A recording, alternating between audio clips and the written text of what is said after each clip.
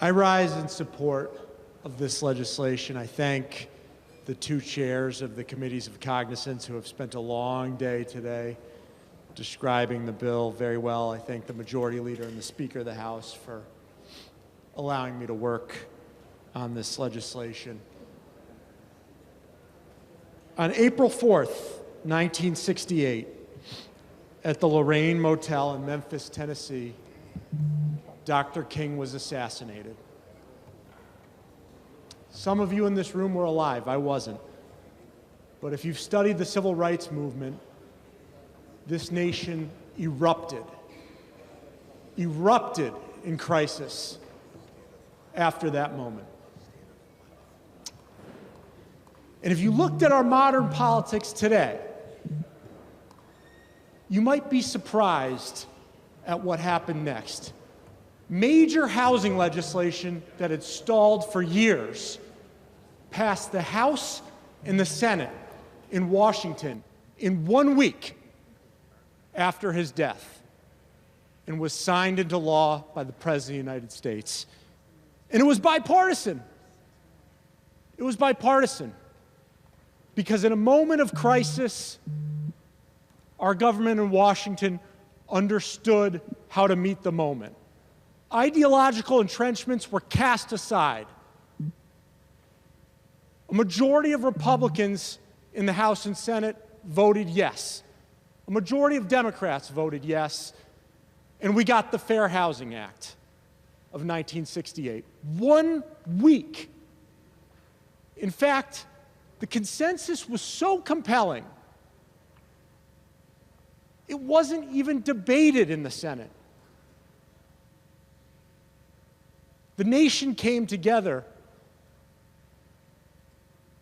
to meet the moment, to honor the last 2 years of Dr. King's life, which he spent working on housing, possibly more than any other issue he dedicated himself to. And in that Fair Housing Act of 1968, we're talking almost 60 years ago, most of the discrimination in our housing was abolished by law, but the second section of that section empowered the Secretary of HUD to affirmatively further fair housing in each of our states, in each of our communities, across this country. It went a step further. It told the country that in order to affirmatively further fair housing, we have to actively break down segregation and racial isolation. We can't have the kind of concentrated poverty and a sea of affluence that Dr. King described when he was living in Chicago. And as I listened to the debate today,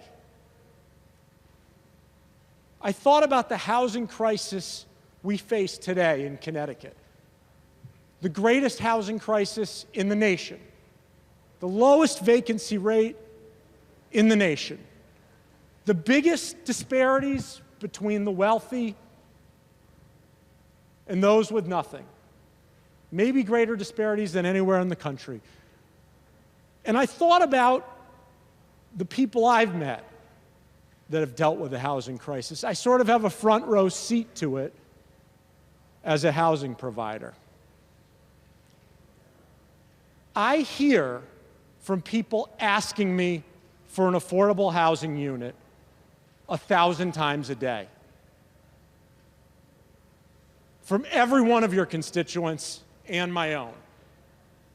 The desperation in their messages, their text messages, their voicemails, their social media messages, and when I meet them in person to show them an apartment, drips from their words. Every day, I show an apartment to someone, sometimes more than one, and 1,000 people want it, and I only have one. And so I'm in the precarious position of having to tell 999 people no. I'm so sorry. Nothing wrong with you. Just, there isn't enough housing. I only have one unit to rent, and 1,000 people wanted it. And when I tell the person yes, over the last 3 years in this housing crisis, it is more often than not that they burst into tears, tears of relief, tears of joy. They tell me their stories. They describe the pain. I applied for 200 apartments, and finally someone gave me one. I've been living in an apartment where the ceiling is falling down on my head, and now I'm going to have a safe place to live. For years, I've been sleeping on friends' couches. I've been worried about my daughter. I've been worried about my son for years. And now I'm going to have a safe, affordable place to live.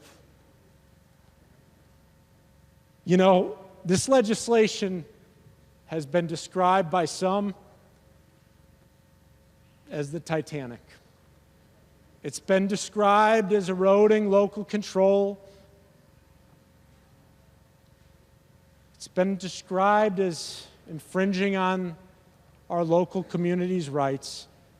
But all this does, in my view, is offer incentives for our municipalities to make the bipartisan Fair Housing Act of 1968 real. All this does is honor existing federal law for nearly 60 years. It incentivizes communities to honor what we all agreed was the right thing to do in the aftermath of Dr. King's death. And so perhaps it's fitting that one other thing this legislation does is it creates a public-private partnership with the Housing Investment Trust, an organization that Dr. King helped found, so that not only will we build more affordable housing, but the people building the affordable housing will earn a living wage. They'll be treated with respect and dignity. This bill, ladies and gentlemen, it's not the Titanic. But for half the state that's rent-burdened, that's working hard, that's playing by the rules, and they just can't afford it, they're asking us to build some housing, to create some incentives, maybe to try some new ideas so they can make it. Maybe they want a better school for their child. Maybe they wanted to live in a certain community, and an invisible wall has kept them out. So here we are with a bill to build more housing. You know, there's no greater local control than one's property rights. And so I'm surprised I don't hear, gosh, all these local regulations and rules are infringing on my property rights. I'm surprised I don't hear about how important the free market is to not disrupt industry, or the jobs that can't be outsourced that this bill is going to create when we build more housing. And our people build it. The people of Connecticut build it. You know, there are times when we're 169 towns, and we have to honor and respect that. I'm proud to represent Manchester. I know each and every one of you is proud to represent where you represent. But there are times when we are one state with a complex problem that needs to be solved. And everybody's got to chip in. And it's not just the tenants I meet every day that are desperate for affordable housing, some of which win the lottery and get it, and some of which are turned away. It's the rising population of people experiencing homelessness that will benefit from this bill. because this bill has specific provisions to treat them with humanity and respect. And if what's coming down from Washington in federal legislation comes to fruition, that homeless population is going to double or more in response to federal funding cuts. So at least in this bill, we treat people who are experiencing homelessness with respect. Now maybe some of you don't meet a lot of folks experiencing homelessness. Maybe you don't personally know a lot of people that are struggling to find a safe, affordable place to live in a high-opportunity community. Maybe you have a son or daughter or somebody you know who graduated from college and they just want to buy their first house. I'm a realtor. I have clients like that. I just want to buy my first home, get my life started as a young professional. They can't do it because we won't build enough housing. The average age of a first-time home buyer has gone from 24, 25 years old to nearly 40. And that's in everybody's district, not just mine. They can't afford it. This bill helps them. It helps make first-time home buyers, it gives them a chance. It gives them a chance to purchase their first home. Mr. Speaker, we've heard about all of the reasons why maybe somebody's local community may or may not like every provision of this bill. But the cost of inaction, the cost of stagnation, the cost of looking the victims of this housing crisis in the eye and saying, sorry, we're not going to build more housing. Sorry, you can't get into that high opportunity neighborhood. There's a wall that keeps you out. Mr. Speaker, that cost is far too great. You know, maybe I'm taking a little bit more time than I should have.